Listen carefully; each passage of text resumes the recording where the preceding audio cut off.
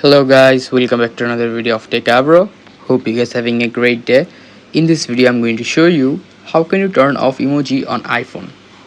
So to turn off emoji, go to settings at first.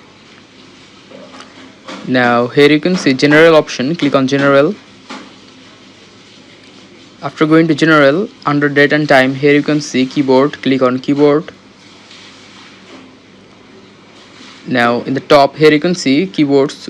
In my case there are 4 keyboards, click on it. Now here you can see the emoji option here.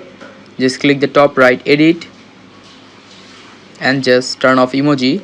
Click on delete and click the top right done. And that's how you can turn off emoji on iPhone. So guys, that's how you can do it. Hope you find this video helpful. If you find it helpful, then give a thumbs up and don't forget to subscribe. Techavro. Thank you so much for watching the video.